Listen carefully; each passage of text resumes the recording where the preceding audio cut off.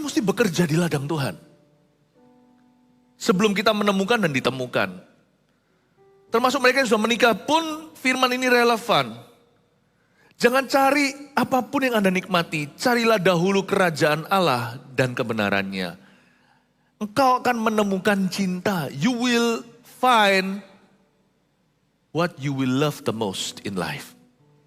Mari kita baca terlebih dahulu. Rut bertemu dengan Boas ya. Pedang bermata dua, semua pasti dapat sesuatu. Siapkan catatan ayat ke-1.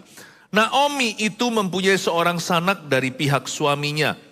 Seorang yang kaya raya dari kaum Elimelek, namanya Boas. Berhenti di ayat pertama, tidak semua orang familiar dengan cerita ini.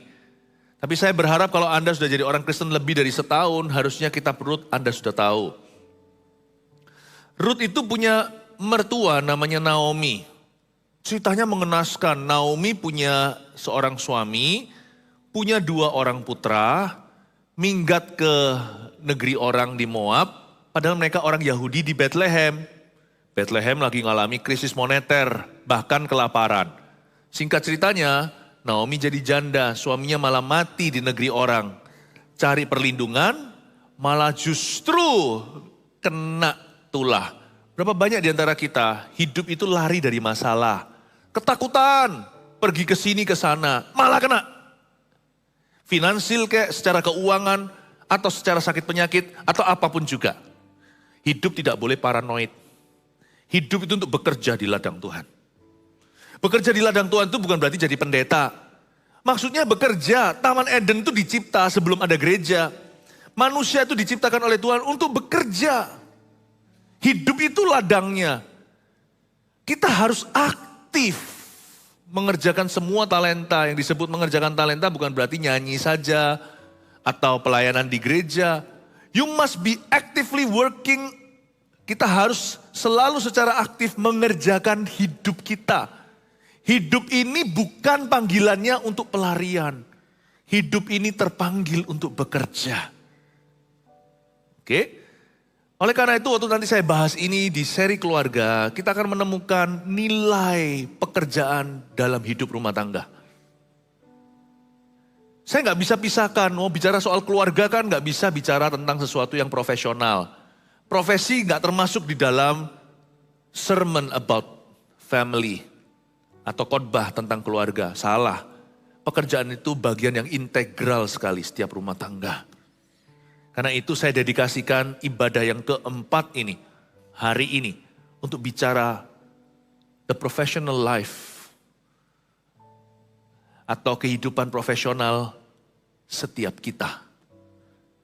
Tahukah Bapak Ibu Saudara, jangan seperti Naomi, lari malah jadi janda.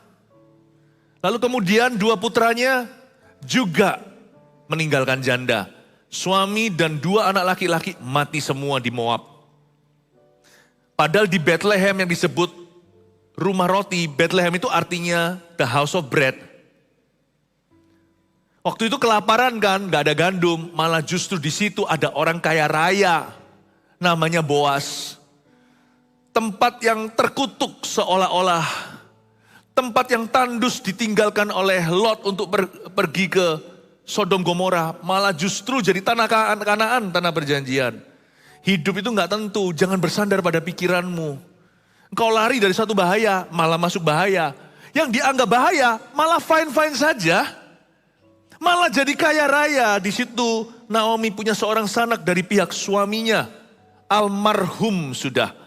Seorang yang kaya raya dari kaum Elimelek. Mana orang bisa bayangkan. Bethlehem itu dianggap kiamat. Malah di situ muncul konglomerat. Dia pergi cari lowongan kerja ke Moab. Malah mati semua. Yang dia tinggalkan ketakutan. Malah banyak lowongan pekerjaan. Anda nanti baca di bawah-bawah. Boas itu banyak pegawainya. Saking makmurnya sampai-sampai gandum itu harus sengaja dijatuh-jatuhin ke tanah. Supaya dipungut oleh seorang stranger wanita namanya Ruth. Trust me. Dulu waktu saya masih sekolah di Kanada. Ketika terjadi kerusuhan di Indonesia. Semua orang berkata don't go to Indo. Bahaya. Indonesia digambarkan kayak kiamat gitu. Saya pulang duluan karena taat pada panggilan. Karena fokus saya bukan pada lari dari sesuatu. Fokus saya adalah kerja untuk Tuhan. Baik kerja untuk Tuhan itu bisnis kayak atau pelayanan, dua-dua pokoknya. Pokoknya saya kerja untuk Tuhan. Bukan bicara tentang Indonesia lebih baik dari negara lain, enggak sih. Kalau fokus kita benar, keputusan kita akan tepat. Kalau kita lari di hati, keputusan semua akan salah kaprah. Jadi bukan Indonesianya, bisa di Taiwan kayak di Amerika, di mana Allah menempatkan. Saya pulang ke Indonesia, memulai pelayanan dan semua pekerjaan. Orang-orang semua yang takut-takuti saya, jangan ya, buktinya juga pulang juga. Tapi terlambat, ya pulang semua udah mahal. Pulang semua sudah penuh. Let's not be families in fear. Do not be a family in fear. Jangan menjadi sebuah keluarga yang ketakutan. Tapi hiduplah yang benar di mata Tuhan. Sehingga setiap keputusanmu itu diurapi. Pelajaran dari Naomi. Malah justru di Bethlehem yang dia takuti, muncul konglomerat. Yaitu dari kaum Elimelek namanya Boas. Haleluya. Bapak Ibu Saudara, jangan lari. Tapi bekerjalah. Mindset kita harus berubah. Kerja. Kerja itu gak bisa pensiun. Kalau kita sudah tua, kerja itu hanya berubah sifatnya, pekerjaannya. The nature of work can change, but the worker cannot. Hakikat pekerjaan, intisari atau jenis pekerjaan, tipe-tipenya bisa berubah, tapi sang pekerja gak pernah berubah.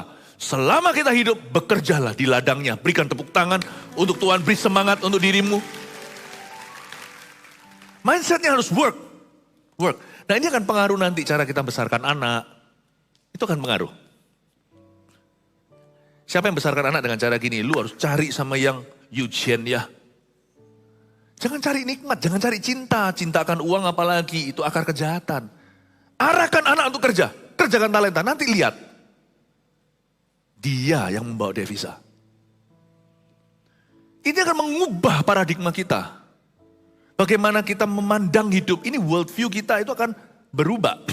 Cara pandang kita atau paradigma. Anak muda juga jangan cari cinta. Wah aku mau cari jodoh. Nanti kalau aku kuliah aku cari jodoh. Jangan. Pikirannya diisi dengan kerja. Sebab Hawa diberikan pada Adam ketika Adam sedang lelah after bekerja. Perempuan juga sama. Jangan aku mau cari jodoh di mana ya. Meskipun bisa aja nanti dicesaukan. Dikenalin sama orang. Zaman sekarang masih ada loh perjodohan. Dan itu oke. Oke juga. Orang-orang kuno dulu itu loh dijodohkan. Jadi langgeng lagi. Sehidup semati. Yang sekarang pilihannya banyak. Pilih sungguh-sungguh. Jadi langsung gak lama lagi perceraian. Nah, tentu siapa bilang caranya bisa berbeda-beda. Bisa kuno bahkan. Tapi kalau Tuhan ada dalam prosesnya. My goodness. Tetapi Tuhan tidak akan temukan dengan orang yang mencari. Semata-mata demi mencari. Tuhan akan ditemukan oleh orang yang sedang bekerja. Baik pria maupun wanita. Ketika dia fokus kepada sesuatu yang tinggi. Di situ Tuhan pertemukan dengan yang namanya jodoh quality. Saya gak hanya bicara tentang perjodohan. Tapi ini juga membantu kita sebagai parents, orang tua yang melihat kok anakku. Ya, tidak ada garansi memang mujizat terjadi. Saya nggak tahu kenapa ada beberapa orang doanya belum dijawab pula. But focus on work. Fokus ke bekerja. Ya. Apalagi Tuhan mau datang. Ayat 2. Maka Rut, perempuan Moab itu berkata kepada Naomi. Ini Rut adalah salah satu menantunya. Dia pun jadi janda. Rut, perempuan Moab itu, lakon cerita ini berkata kepada Naomi. Biarkanlah aku pergi ke ladang memungut bulir-bulir jelai. Di belakang orang yang murah hati kepadaku. Dan sahut Naomi kepadanya, pergilah anakku. Ayat 2 ini, Rut menantunya yang juga jadi janda. Jadi janda saling bergantung satu dengan yang lainnya, dua janda. Mereka pulang loh dari Moab, itu pulang dari luar negeri, kembali ke tanah air. Kembalilah mereka ke Bethlehem. Kalau saya lihat begini, pikiran daripada Naomi bukan untuk mencarikan Rut suami. Mereka berdua gak bisa mikir sejauh itu. Besok makan apa aja mereka nggak menentu. Harta yang mereka bawa orang kaya lama. Ketika mereka pindah ke Moab itu habis semua. Mungkin habis untuk pengobatan. Ketika mereka pulang kembali itu, mereka sudah jatuh miskin. Dan sebagai janda itu rugi di zaman dulu, perempuan tidak emansipasi. Jadi kalau seorang itu janda, dia hanya bisa hidup dari diakonia. Dia hanya bisa hidup dari belas kasihan orang. You live of other people's mercy. Dan Ruth dan Naomi pikirannya gak bisa sejauh itu. Apalagi Ruth juga enggak sih. Ruth gak berdandan-berdandan semata-mata kukunya bagus-bagus, ya gak apa-apa. Namanya wanita harus merawat diri. Tetapi yang pertama-tama di dalam benaknya adalah survive. Ini yang mengundang berkat. I want to make my life matter. Aku ingin membuat hidupku itu berdampak. Ada gak ada aku di dunia ini harus ada bedanya.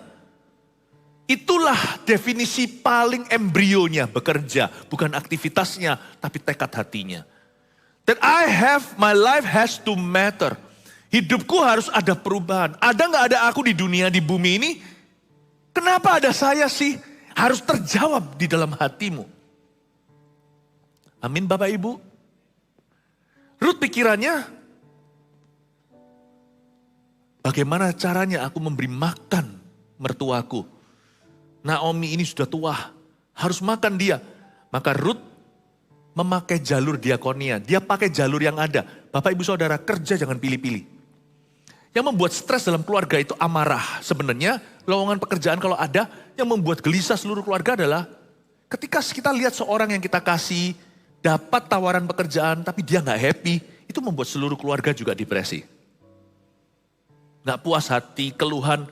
Belajarlah untuk menempuh jalur apapun yang terbuka, asal itu halal.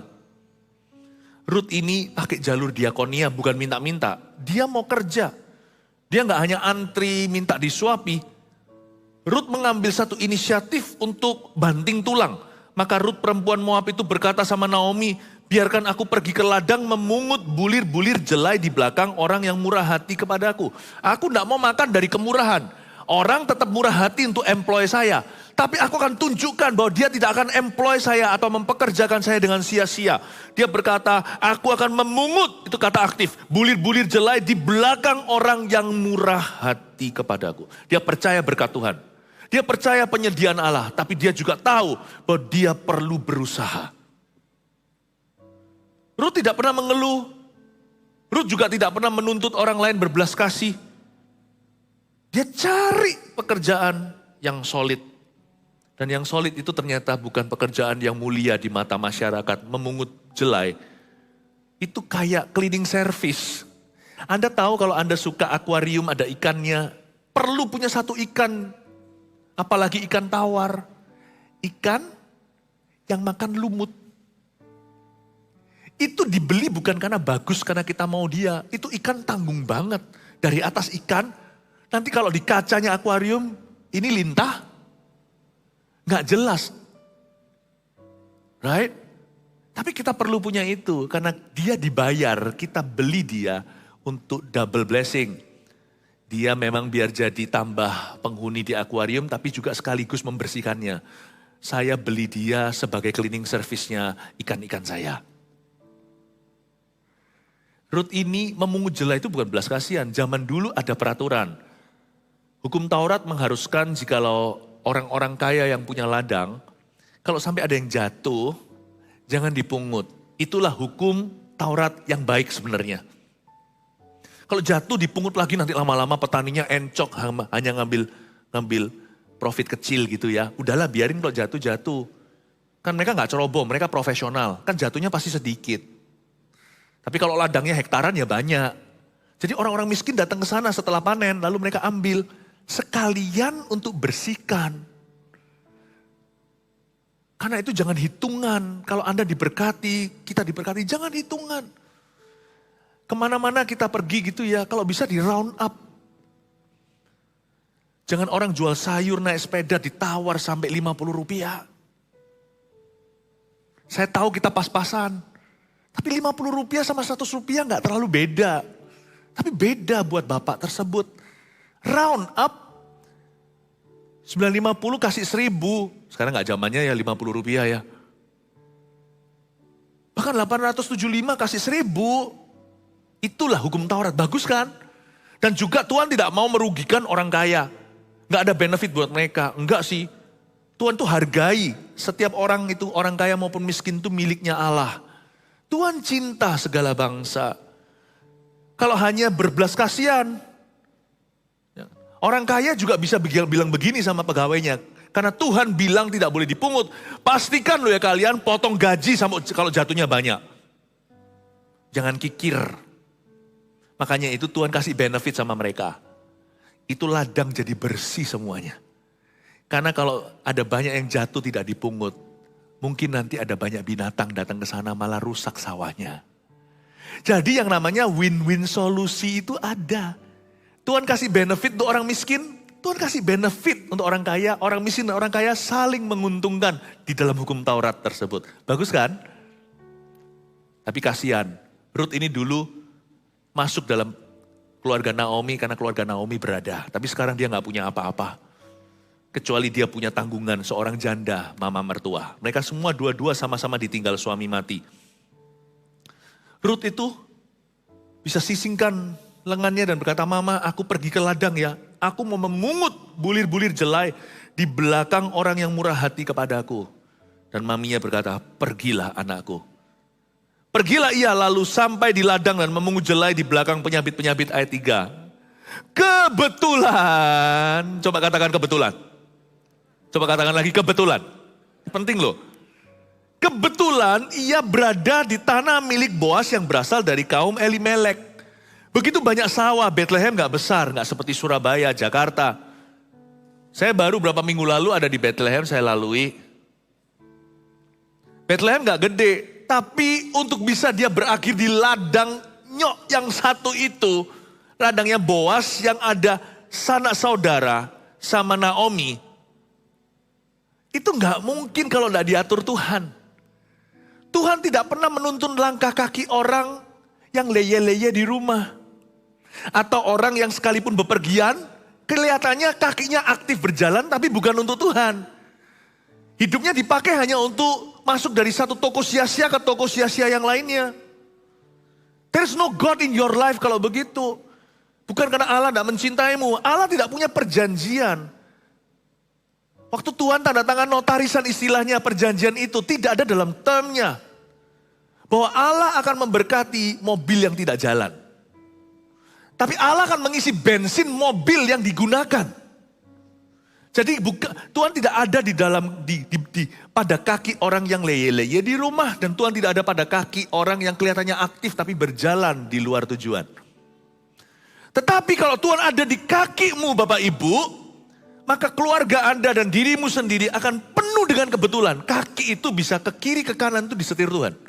Tanpa Anda sadari loh. Kalau Anda sadari semua, itu bukan tuntunan, namanya perencanaan.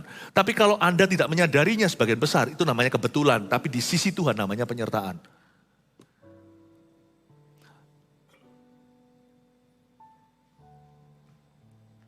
Mana tadi? Ayat 3. Pergilah ia lalu sampai di ladang pemungut jelai di belakang penyabit-penyabit. Kebetulan ia berada di tanah milik Boas yang berasal dari kaum Elimelek. Lalu datanglah Boas dari Bethlehem. Ia berkata kepada penyabit-penyabit itu, sebentar lagi eng-ing-eng, ya. Tuhan kiranya menyertai kamu. Jawab mereka kepadanya, Tuhan kiranya memberkati Tuhan. Masih bicara antara Boas dan pegawainya. Lalu kata Boas kepada bujangnya yang mengawasi penyabit-penyabit itu. Wah, ini mulai romantis nih. Dari mana perempuan itu? Who's that girl? Cai nali, cai nali cian guo ni. Cai meng li cian guo ni. Wow, Zheng. When I fall in love, it will be forever. Oh, kok tahu kau? Tapi belum sih, terus terang Boas belum jatuh cinta. Tapi Boas merasa, who is that woman? Kerjanya kayak laki-laki, cepet.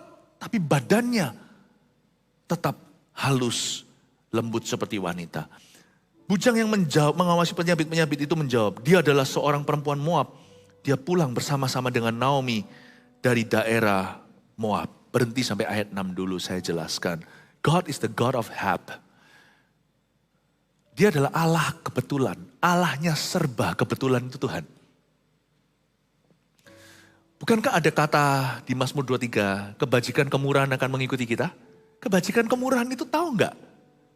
Coba dijadikan 1-2 kata itu. Kebajikan kemurahan bukan menjadi keburahan. Kebajikan kemurahan bukan berarti kemujikan. Kebajikan kemurahan kita gabung sama dengan kebetulan yang datangnya dari Tuhan. He's the God of help. Dari situlah kata bahasa Inggrisnya happens. Happening, kejadian. Happen. He's the God of help. Itu bahasa aslinya. Dialah Allahnya serba kebetulan yang indah dan sempurna. Ini ajaib loh. Saya ceritakan satu kebetulan lagi. Pada kaki yang bekerja. Ada seorang janda. Janda lagi. Kenapa janda terus yang mengalami begini? Untuk menunjukkan saat kau lemah, kalau kau percaya, kau akan lihat tuntunan Tuhan. Tapi kalau dirimu bergantung pada kekuatanmu, sekalipun kau punya semuanya, punya suami atau istri lengkap semuanya, hidupmu akan seperti janda tak berdaya. Tuhan itu jagonya mengangkat raja dan menurunkan. Tuhan itu jagonya membuat orang hikmat kayak orang yang bodoh, orang yang dibodohkan oleh dunia menjadi bijaksana. Let me tell you, when you trust God, you see His plan. When you don't trust God, He will fail all your plans. Waktu Anda percaya kepada Tuhan, semua rencanamu akan terjadi melampaui ekspektasimu. Yang tidak terjadi itu karena Tuhan ganti dengan rencana lebih tinggi. Tetapi ketika Anda percaya pada kekuatan sendiri, semua rencanamu akan digagalkan. Ada satu janda. Janda itu cuma di masa kelaparan yang parah. Parah nih, dan janda itu di luar Israel lagi. Janda itu mau masakkan tepung roti yang terakhir untuk makan dia sama anaknya. Kayaknya anak sematawayang. Setelah itu mereka mati, tapi anehnya janda itu siang itu sekalipun tahu itu roti terakhir lalu mereka besok mati, dia tetap pergi cari kayu bakar. Bayangin. Even though sekalipun dia bukanlah umat pilihan, dia bukan orang Israel, dia hidup sesuai firman dan Tuhan konsekuen. Siapa hidup dari firman akan dihidupi firman. Lalu dia keluar kan, dia ambil kayu bakar semuanya, ketemu sama siapa? Ada satu orang pendeta disuruh meninggalkan sungai Kerit. Gagak udah gak delivery lagi. Kali ini Tuhan berkata, aku sediakan bukan lewat burung, tapi aku akan sediakan lewat orang. Kamu sama burung udah berhasil, sekarang hambaku kamu pergi dari sungai ini, pergi ke kota Anu. Pergi ke gerbang itu, nanti di sana ku beri instruksi yang baru. Kalau burung kasih kamu makan, kamu sudah bisa berhasil dari latihan yang sederhana ini. Sekarang kamu akan melihat bagaimana aku bisa memelihara semua orang yang percaya kepadaku. Kamu akan dipelihara, orang tersebut akan kupelihara karena kamu. Jadi 2 orang berjalan dalam rencana Tuhan. Yang satu itu nabi, pasti peka, dia tahu ini rencana Allah. Yang satu lagi hanya pegang pada norma prinsip common sense. I must work, I must not give up. Aku tidak boleh lari, kelaparan I know, I see. Tapi dia keluar cari kayu bakar. Aku harus kerja, besok lusa mati gak apa-apa. Tapi hari ini tubuhku harus hangat, besok anakku tetap harus selimutan. Dan bagaimanapun juga daripada saya itu di rumah idle tidak berbuat sesuatu, procrastinate cuman muter-muter aja gak tahu berbuat apa. Mending ku gunakan hidupku untuk sesuatu yang aktif. Dia ceklok dirinya sendiri, pergi ke gerbang kota tersebut, dan dia menjadikan hidupnya berguna untuk dirinya. I must do something useful. Aku harus lakukan sesuatu yang bermanfaat. Tanpa dia tahu, orang begitu langsung memagnet Tuhan. Zut! Tarik kuasanya karena Allah melihat hati. Orang itu dituntun kakinya, tiba-tiba hinggap virus sorga yang indah. Hap, the spirit of hap, roh kebetulan, bum di kakinya. Dia jalan, ketemulah Elisa. Ya singkat cerita Elisa berkata, itu roti siapa? Dikasih latihan rohani. Supaya dia cari dulu kerajaan sorga. Elisa gak kepingin roti. Dia sudah kenyang dari gagak kok. Apa susahnya kalau gagak bisa disuruh? Tentunya Tuhan bisa suruh merpati. Gagak itu liar. Kalau kucing bisa kita latih. Gampang tuh anjing. Elia. Ya. Elia sudah apa namanya? Udah biasa. Itu bagi janda itu mujizat, bagi Elia itu downgrade. Dia sudah melihat iman yang lebih besar, dia sudah pernah mengalami kemuliaan yang lebih gede dari itu. Jadi kalau Eli sampai seorang nabi minta sama dia, itu kamu masak untuk aku dulu. Itu bukan manipulasi. Karena kalau Anda minta sesuatu yang Anda butuh, itu berarti Anda membutuhkannya. Kalau Anda minta sesuatu yang Anda tidak butuhkan, Anda punya limpah, itu berarti Anda menguji orang itu. Kalau saya minta es krimnya anak saya waktu kecil, makan es krim sedikit, minta papa minta bukan berarti saya nggak bisa beli sendiri. Wong dia punya es krim, saya yang beli. Tapi kalau saya minta sesuatu yang saya butuhkan, itu lain cerita. Ini Nabi tidak membutuhkan apa-apa. Singkat cerita akhirnya apa yang terjadi? Ketemulah. Ternyata dari semua cerita ini, baik Ruth, Boaz, semua Elia, bahkan Elisa juga ada cerita-cerita yang gitu. Wanita tersebut setelah roti tersebut diberikan, ada banyak pengalaman-pengalaman hidup. Elia ngalami mujizat demikian, Elisa juga ada juga buli-buli minyak yang tidak pernah berhenti minyaknya sampai jadi pabrik minyak. Ajaib Tuhan itu. Semua itu cerita dimulai dengan orang yang bekerja. Bapak Ibu Saudara, cherish your work. Meskipun pekerjaan itu mungkin jalur diakonia sekalipun pekerjaan itu bukan pekerjaan yang patut dibanggakan ketika ada pesta, ngobrol sama teman. Jangan bawa stres kerja yang di luar pekerjaan itu masuk ke rumahmu. Sedangkan stres yang dari dalam pekerjaan itu bagus untukmu, itu melatih kita untuk sungguh-sungguh. Tapi yang membuat keluarga itu seringkali gelisah, gundah gulana, tercuri damai sejahtera, hilang sukacita apa? Stres yang justru bukan dari pekerjaan itu. Tapi stres di luar atau tentang pekerjaan tersebut. Bukan stres pekerjaannya itu sendiri. Paham maksud saya ajak mikir sedikit. Tahu nggak kalau sekarang ini pekerjaan saya khotbah misalnya hari ini 5 kali.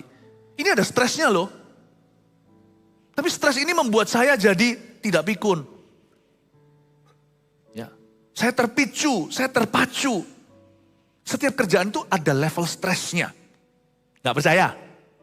Ganti tempat yuk. Ayo siapa berani berdiri di sini? Di depan ini ribuan orang. Langsung stres berat. This stress makes me stronger. Tapi kalau saya streskan sesuatu misalnya, jemaat mikir apa ya, mereka suka nggak ya sama saya ya, nanti ada yang negatif nggak sama saya ya, ada gini. Nah itu stres bukan dari pekerjaan saya, tentang pekerjaan saya. Dan itu membuat saya jadi orang yang muram dan buram di keluarga dan itu mempengaruhi seluruh ambience-nya family. Disinilah banyak ayah tidak bisa menaruh stres kerja dibawa ke rumah. Disinilah banyak ibu tidak bisa, wanita yang berkarir nggak bisa taruh itu anginnya kena ke anak. Amin. Semoga ini membantu untuk Anda bisa menimbang-nimbang. Waktu kita baca ayat 6 tadi ya, sudah. Jadi kita lihat di sini ada tuntunan Tuhan, the God of Help. Ada kebetulan-kebetulan yang terjadi, termasuk ternyata ketemu jodoh. Ajaib ya. Kalau anak Anda, mama kapan aku kawin? Kalau mereka tanya gitu, kerja nak. Ya, ada lagunya zaman dulu, anak-anak kecil SD, teman-teman saya suka nyanyi lagu. Gimana saya nggak tahu, tapi saya nggak mau nyanyikan di sini. Kedengaran aneh, kurang sopan. Intinya adalah aku mau nikah, aku mau nikah. Atau mungkin cuma sekolah saya saja dulu ya. Bapak Ibu Saudara, do not seek love. Seek responsibility. Jangan cari cinta, cari tanggung jawab. Dan itu juga mengajari kita yang punya anak untuk bagaimana menuntun mereka. Lihat ya, banyak orang dapat jodoh ketemu di ladang Boaz ketika mereka menempuh sekolah pendidikan. Harus sekolah tinggi, bukan SD, SMP, SMA. Ya, ketemu pasangan hidup sesungguhnya. Dan ketika mereka sudah berada di jalur memikirkan karir, Tuhan munculkan atau ketika mereka sudah mulai bekerja. Itulah sebabnya, jangan pernah kita itu arahkan anak kita untuk cari jodoh. Arahkan anak kita untuk cari kerja.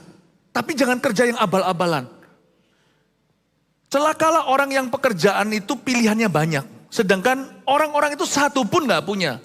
Bahkan lebih bahagia anak dari keluarga yang biasa, yang pekerjaannya gak bisa memilih, saudara. Cari kerja. Kalau kita mikirkan untuk cari jodoh untuk keturunan, maka saya sarankan yang pertama digariskan adalah garis karirnya dalam doa. Misalnya, kalau saya mau taruh anak di sekolah mana, di situ. Saya harus ready, dia bisa saja dapat salah satu di antara mereka.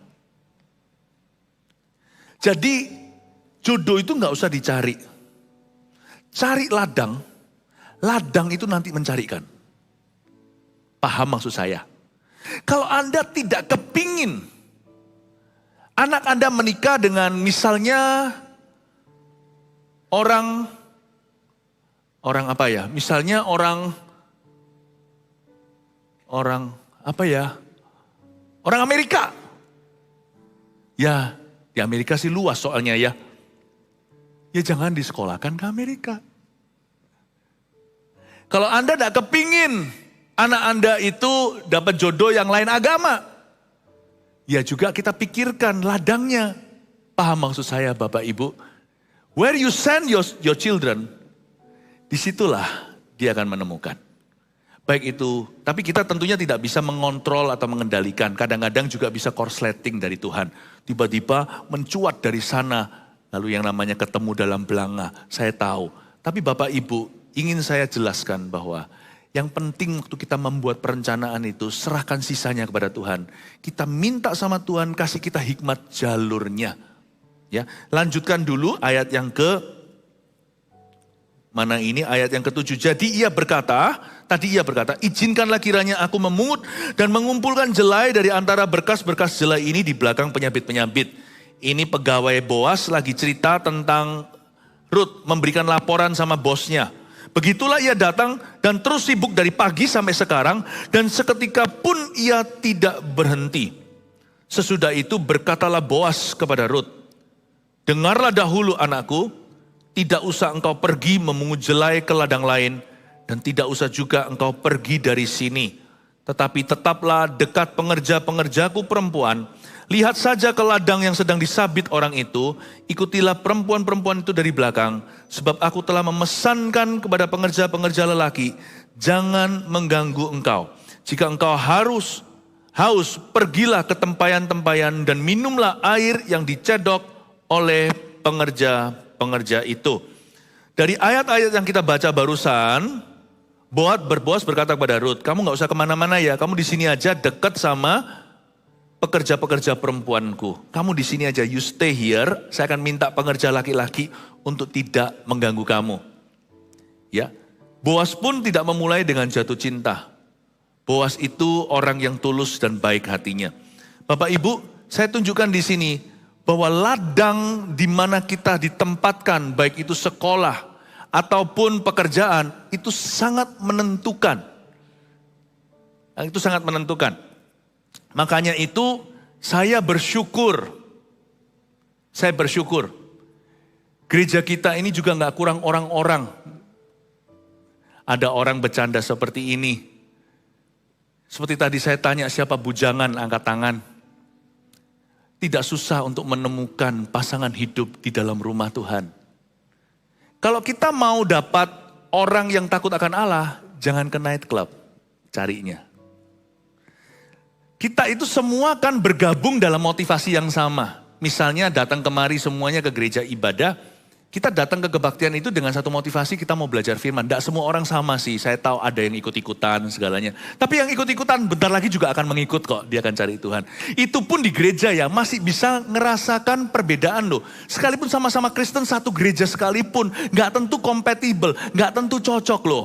Gak tentu loh, bener. Apalagi kalau kita pergi yang berlawanan, anak-anak Tuhan pergi ke clubbing, ya. Malam ini bukan sekedar restoran atau cuman bersosialisasi, bukan, tapi betul-betul yang zaman dulu namanya diskotik gitu ya. Tempat orang-orang datang ke situ itu kan mereka kan untung-untungan, mereka mau cari orang-orang dengan maksud hati yang sama. Mereka mau bertemu dengan orang, udahlah, bedalah, tidak bisa menjadi pasangan yang sepadan. Kalau Anda tidak mau mendapatkan seorang pasangan di luar Tuhan, ya jangan keluar dari Tuhan untuk mencari pasangan. Ladang itu penting. Makanya Boas ngomong sama Ruth, tanpa disadari nanti Boas jadi jawaban. Boas ngomong gini, kalau kamu mau melihat providence, kalau kamu mau melihat Tuhan memeliharamu nak, kelihatan Boas jauh lebih tua dari wanita ini namanya Ruth. Ya, Ruth ini nanti menikah sama seorang laki-laki yang jauh lebih matang, lebih dewasa. Boas bilang gini, kalau kamu mau melihat God's providence, kalau kamu mau melihat penyediaan Allah, you must stay di ladang Tuhan. Di ladang sini, kamu dekat sama pengerja perempuan, kamu dekat dengan pengerja yang baik-baik. Aku akan minta mereka-mereka yang hidung belang itu untuk menjauhi kamu. Saya minta supaya jangan diganggu sama tukang-tukang. Jadi Boas itu tanpa menyadarinya, nanti ujungnya ternyata mereka jatuh cinta. Tapi Boas itu mengerti sebagai orang yang jauh matang rohani, you kalau mau melihat the providence of God, mau melihat penyediaan Allah dalam hidupmu, stay, tinggal di ladang. Bukan cari aman atau zona nyaman. Di ladang yang terang. Tinggallah di ladang yang terang. Jadilah anak terang. Jangan menjadi anak-anak gelap. Yang pesta pora. Your life will not get anywhere. Orang-orang zaman dulu punya satu konsep begini. Sebenarnya sekarang sih gak sepenuhnya benar tapi 50-50. Orang berhasil gak itu kan tergantung orangnya. Tapi orang-orang zaman kuno, tapi ya tetap ada hikmatnya, saya ngerti. Kadang-kadang mengutus orang sekolah jauh-jauh misalnya ke luar negeri itu nggak tentu yang dicari akademisnya loh. Tapi dia tahu sekolah tertentu tuh koneksi-koneksinya. Dikirim itu karena nanti koneksi-koneksinya. Sekarang kita hanyalah teman sama-sama makan pizza sekali-kali bolos kelas. Nanti suatu hari itu memimpin di sektor ini, itu pemimpin di sektor sana. Ternyata orang-orang zaman dulu itu tahu mengirim anak kemana itu bukan hanya melihat sekarang atau dia lulus saja. Tapi dia ketemu siapa di ladang tersebut, itu akan menentukan karirnya suatu hari. Politik itu juga begitu. Iya kan? Tapi orang Kristen kadang-kadang kita lebih gak perhitungan soal begitu. Kita meremehkan pentingnya the value atau nilai sebuah ladang. Saya bersyukur di gereja kita ini ladangnya luas. Jadi kalau orang gak dapat jodoh itu seharusnya mustahil. But you need to get yourself activated. Tapi ini bukan sebagai satu garansi ya. Karena saya bukan Tuhan. Oh pasti dapat, segera dapat. Gak tentu. Saya gak tahu jodoh datangnya dari Tuhan soalnya. But if you are already, kalau Anda sudah berada di ladang yang tepat. Ladang yang baik, benar, bahkan terang. Bersyukurlah Anda sudah berada di poros kehendaknya. Amin Bapak Ibu Saudara. Jadi kalau orang tua yang memikirkan jodoh untuk anaknya, gak usah ribet mikir tentang laki-laki siapa atau wanita siapa. Kalau Anda dan saya mau urusi dia next planningnya apa. Kamu sekolah atau sudah kerja, lalu next apa dan sebagainya. Dan kita bawa itu dalam doa karena kita tidak bisa menentukan, ladang yang menentukan. Tapi kita akan bawa itu dalam doa. Ya Tuhan dalam nama Yesus, aku berdoa untuk koneksi ilahi sehingga anak aku ditemukan selalu di waktu yang tepat, ketemu orang yang tepat untuk tujuan yang tepat, di waktu yang tepat, di tempat yang tepat. Itu namanya doa yang tepat. Jangan sampai anakku ditemukan di waktu yang salah, di tempat yang sama, salah ketemu sama orang salah dengan maksud yang salah dan tujuan yang salah pula. No, tidak, aku tolak di dalam nama Yesus. Kita hanya bisa bawa itu sebagai ortu, kita doakan in Jesus name.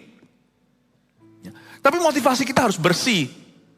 Jangan sampai nanti kalau punya anak, lalu anaknya dilemparkan ke lingkungan tertentu supaya dapat orang yang ini tadi. Orang yang kaya raya seperti Elimelek.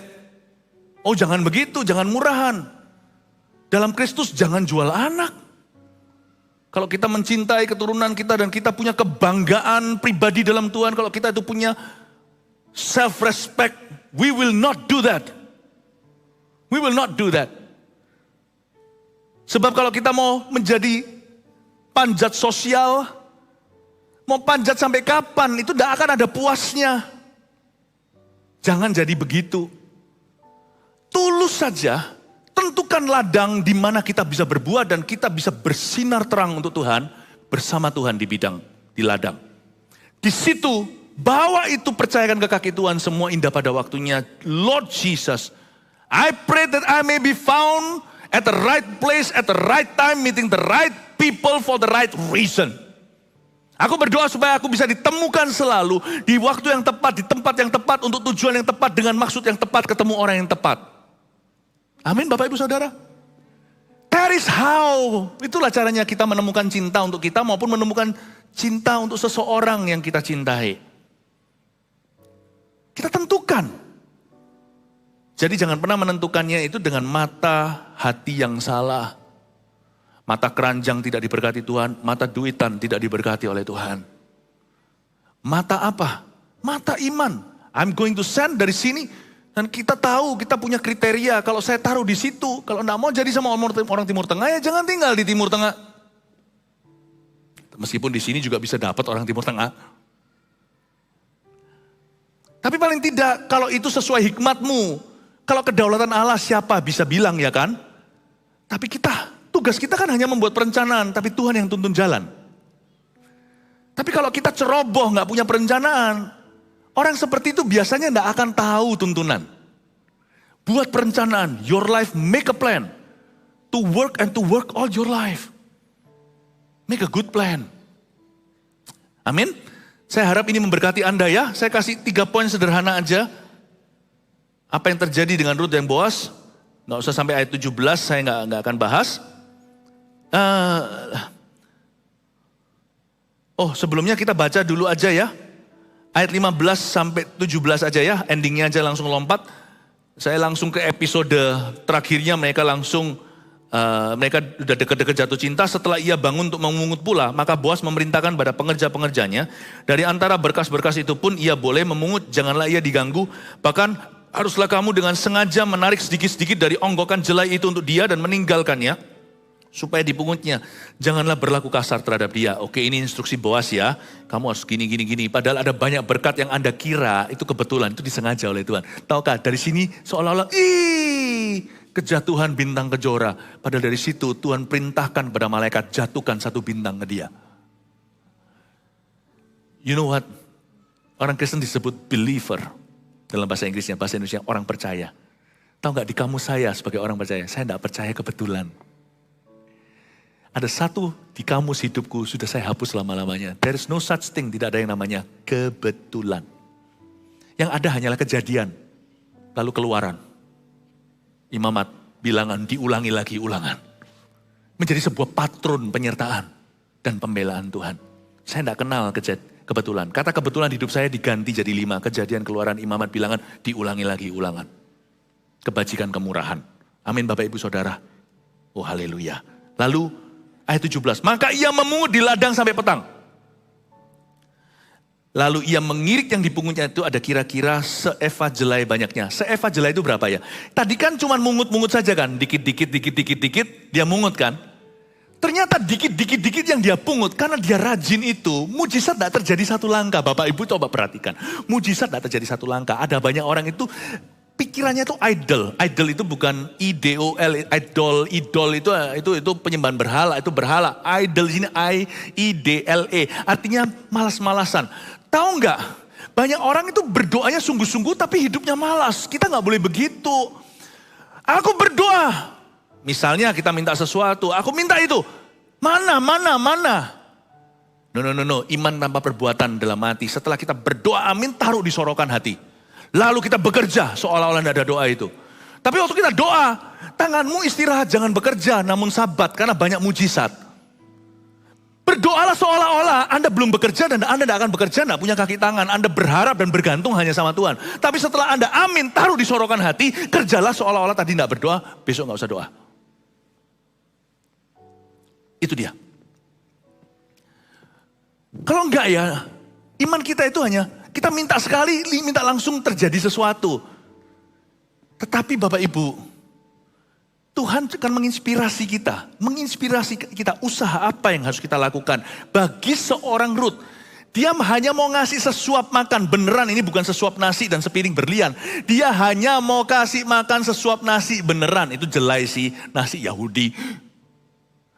Dia mau kasih makan mama mertua tercinta, jadi dia ambil. Dia nggak mengharapkan langsung ngambil, langsung 5 roti 2 ikan, langsung jadi 5.000 orang makan. Di tangannya itu membelah-belah sendiri, enggak. Dia ambil itu encok tuh, satu-satu ngambilnya tuh gini loh. Ngambil. Jangan dihitung. Ada lagu dulu kalau nggak salah, bing bang bang, ayo ke bank bang bing bong, yuk kita nabung, terus jangan dihitung, tahu-tahu nanti dapat untung. Itu anak kecil lagu di TV dulu kayak begitu. Ya bagus sih ngajai anak kecil untuk bisa menghargai uang kecil ya kan. Tapi itu juga betul soal mujizat, bukan soal keuangan. Iman itu ditabung dengan ketaatan. Jangan dihitung, tahu-tahu nanti ujungnya dapat untung. Bapak ibu saudara, pelan-pelan semua onggokan yang jatuh disengaja, namun kelihatan seperti kebetulan, dipungut pelan-pelan oleh Ruth. Dan dia pulang membawa seeva jelai. Jangan hina seeva. Sebutir itu kecil, seeva itu enggak kecil. Seeva itu 36 liter. Jelai dia bawa pulang. Itu hueja bukan tapau namanya, itu bawa sak restoran. Nah, tapi lebih tepatnya dia gak bawa restoran, Tuhan kasih dia pemilik restorannya yaitu Boas. Dia hanya lihat butir yang jatuh satu. Dia taat hari itu gak tahu besok gimana menyambung hidup. Pokoknya ini untuk mama, ini untuk saya. Ini kalau kita nggak cukup nanti malam kalau lapar, ambil terus begini. Gini aja saya capek loh. Terus ambil gini, ambil ke sini. Ujungnya 36 liter satu restoran, dapat pemilik restorannya. Carilah dahulu kerajaan sorga dan kebenarannya. Semua ditambahkan, jangan dihitung sekarang. Kasih tepuk tangan tuh Tuhan, come on. Haleluya. Nah masalah orang adalah waktu dia lagi memungut jelai itu dia tidak memungut destiny atau tidak memungut tujuan ilahi. Dia rasa semua ini membosankan. Lalu yang paling merugikan kata Yakobus adalah orang yang mendua hati. Karena orang itu kan pelin-pelan setelah dia taruh jelainya cuma segini dibuang. Nanti prosesnya ulang lagi. Lalu pergi jalan lagi ulang lagi. Lalu sampai di tengah ngambek taruh semuanya nanti menyesal. Jadi banyak orang itu kenapa enggak gede-gede badannya kalau seorang binaragawan. Karena dia bolong-bolong minggu ini latihan berat.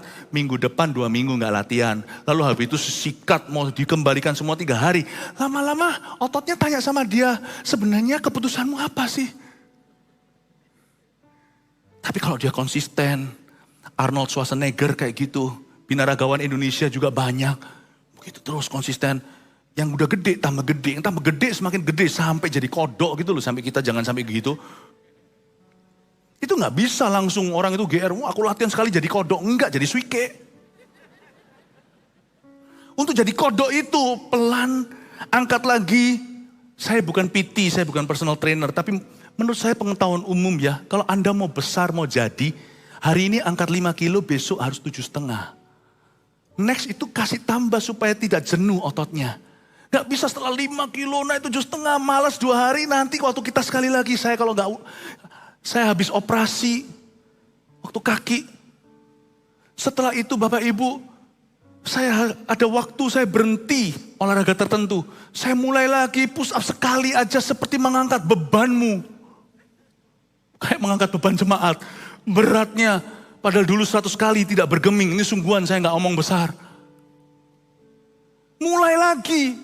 Untung saya itu pendeta, bukan binaraga. Kalau binaraga saya sudah gagal total. Tapi rohani saya gak pernah on and off.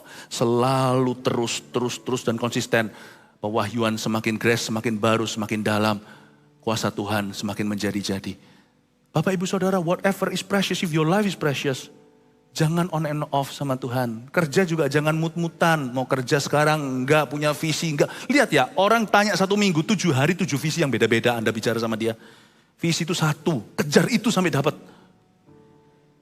Kalau visi besok bisa dicapai, itu bukan visi. Itu rencana jangka pendek. Amin Bapak Ibu. Kejar itu. Ketika dia sampai sana sudah 36 liter loh. Itu gede sekali. 3 poin sederhana dari pengalaman pelajaran hari ini.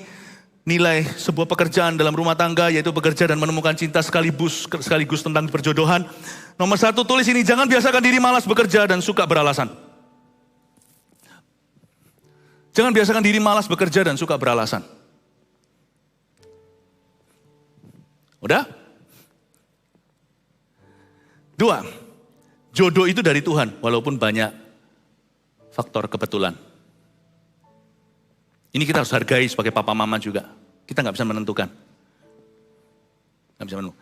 Saya waktu dapat jodohnya untuk saya di Kanada, ketemu jodoh saya di Surabaya. Istri saya sekarang. Nggak tentu ya. Ditaruh sama papa mama saya di Kanada bukan berarti dapat orang Kanada. Saya masih ingat kok. Seperti Adam melihat kiri kanan, tidak ada yang cocok untuk dia. Adam menunggu Hawa. Bagi saya sebagai pemimpin, saya udah jadi pemimpin youth, pemimpin praise and worship, PAW, segalanya. Nggak nemu tuh, Kanada besar gitu padahal berseberangan dengan Amerika. Amerika juga banyak, ketemunya di Surabaya.